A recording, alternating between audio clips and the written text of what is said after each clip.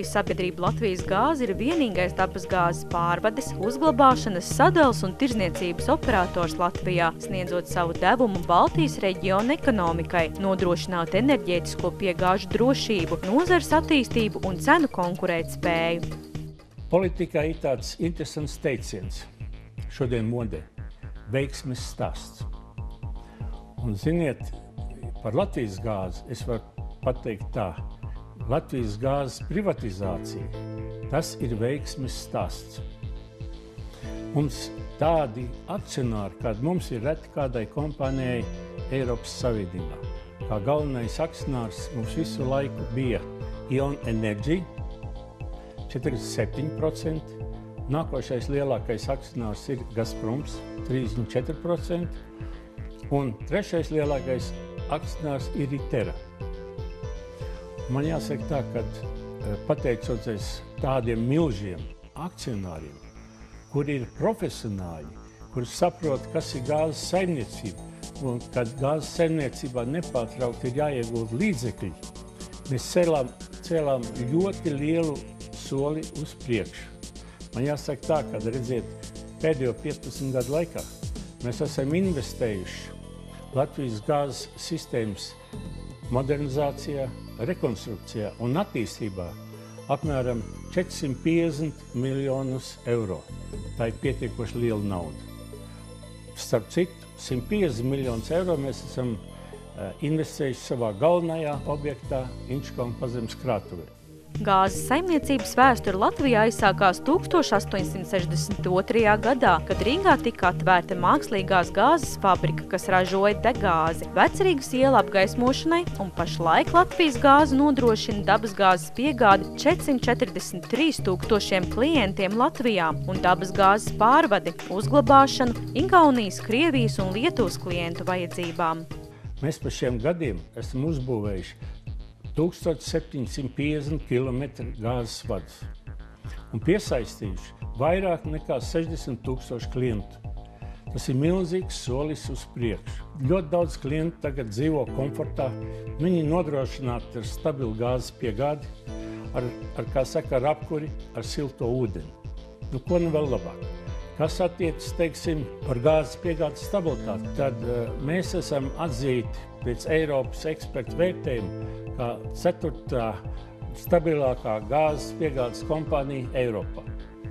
Bet tas gan ir pateicoties, ka mums ir Inčkalna pazemes krātuve, kura pēc savas struktūras ir 3. lielākā Eiropā, kura darbojas ideāli, un mēs esam arī vienīgā valsts visā pasaulē, ka ziemas periodā, kad gāzes patēriņš pieaug vismaz atkarībā no temperatūras 3 reizes, 4 un pat 5 reizes lielāks nekā vasarā, tad ziemas periodā mēs pilnībā nodrošinām visu Latvijas patērētājs ar gāzi. Mēs nodrošinām arī pilnībā Igauniju avārijas situācijās Lietuvu. Gāzes piegādātājs, tas ir Gazproms, ziemas periodā gāzi mums nepiegādā, bet mēs piegādājam viņam atpakaļ. Tas nosaka to mieru, ka mēs varam padot patērētājiem jebkuru gāzes daudzumu, jebkurā laikā, varētu teikt. Tā ir milzīga priekšrocība.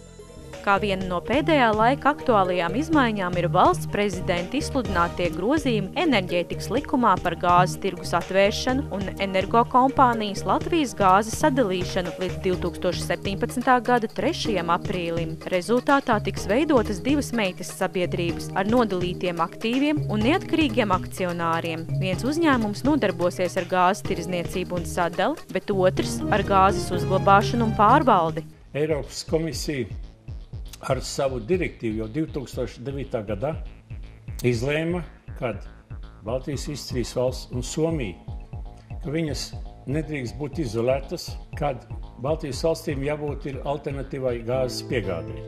Un tad, kad šī alternatīvā gāzes piegāde Baltijas valstīm būs, tad arī ir nepieciešama kompāniju sadalīšana un nepieciešama kopējā tirgus izveide. Tātad reāli šis projekti var būt gatavi neātrāk kā 2020. gadā. Sadalot kompāniju, kā tagad ir paredzēts, tirdzniecības kompānija atsevišķi, sadala atsevišķi, Pazemes krātuvi maģistrālē vada atsevišķi. Tātad atbildība tiek dalīta. Nu, un man pašam rodas jautājums, kurš tā konkrēti būs atbildīgais, kas atbildēs pa visu, jo sistēma ir saistīta.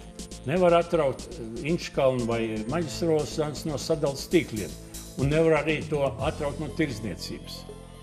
Tā kā manā skatījumā mēs šo modeli, kur mēs veidam, mēs viņam esam ļoti sasteiguši.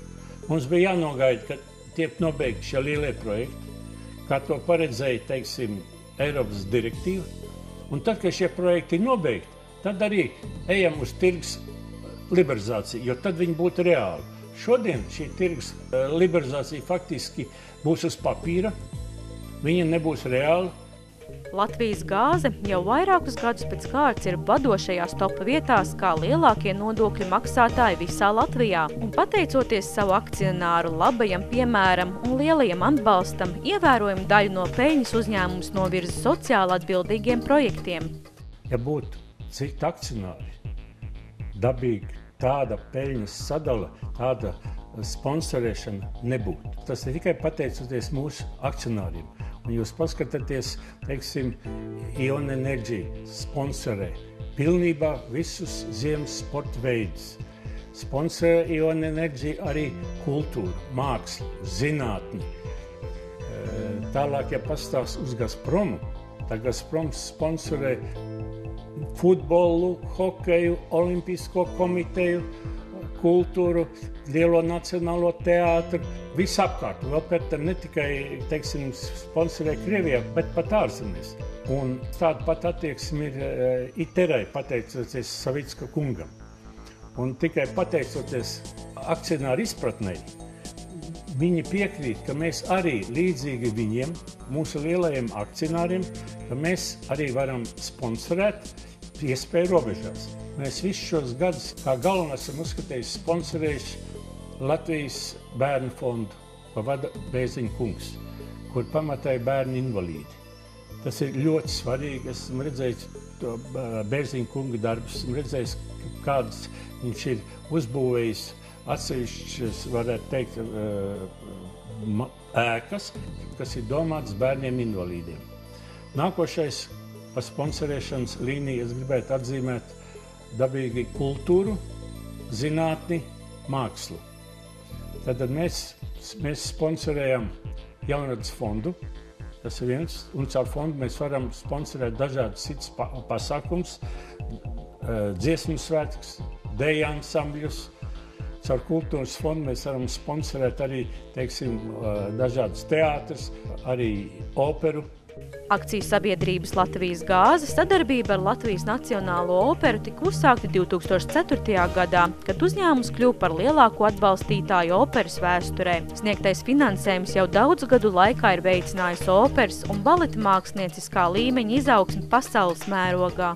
Par operu man būtu jāsaka tādi vārdi. Opera ir mūsu augstākais, kā saka, pilotāžas punkts. Nu, un mēs ar savu operu esam jau slaveni un ievērojami visā Eiropā. Ja pastāvs aiziet uz operu, tad uz pirmizrādēm vai citām izrādēm, opera ir pilna ar ārzemniekiem, ar ārzemju diplomātiem. Un jāsaka, ka tas līmenis, kāds mums ir, un to paudzi, ko mēs izaudzinām operā, kas tagad dzied pa visu pasauli, ja? Nu, kā tur nepalīdzēsi operai?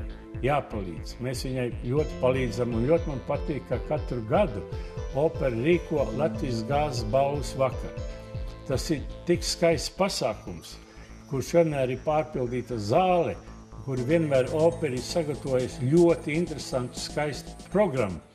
Latvijas gāze, gada balvas pasniegšanas ceremonija un laureātu koncerts noteikti ir nozīmīgākais Latvijas kultūras dzīves notikums. Ar šo pasākumu, kurā tiek sumināti gada labākie mūziķi un pasniegtas balvas, tiek atklāta Latvijas Nacionālās operas jaunā sezona. Par tradīciju ir kļuvuši arī starptautiskie operu mūzikas svētki un tiek atbalstīti dažādi starptautiski mūzikas festivāli, konkursi, kā arī Latvijā realizētās kultūras projektu programmas. Tad nākošais, ziniet, mēs sponsorējam pilnībā Olimpisko komiteju. Pamatā Olimpiskās komitejas visus sporta veidus. Vienu sponsoriem vairāk, otru mazāk, bet sponsoriem viss. Sponsoriem arī pašu Olimpisko komiteju, lai viņi varētu organizēt Olimpiskās spēles.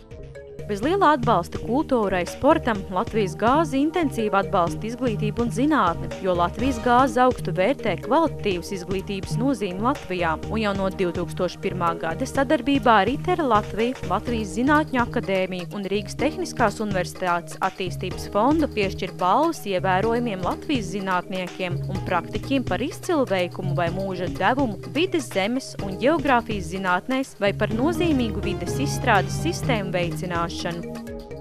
Jura Savicka kunga iedibinātā sadarbībā ar Zinātņu akadēmiju un jau daudzus gadus piešķirtās balvas ir ārkārtīgi svarīgs stimuls gan zinātnieku entuziasma stiprināšanai, gan arī noteiktas ievirzes pētījumu attīstībai, bez kuriem Latvijas tālākā virzība praktiski nebūtu iespējama.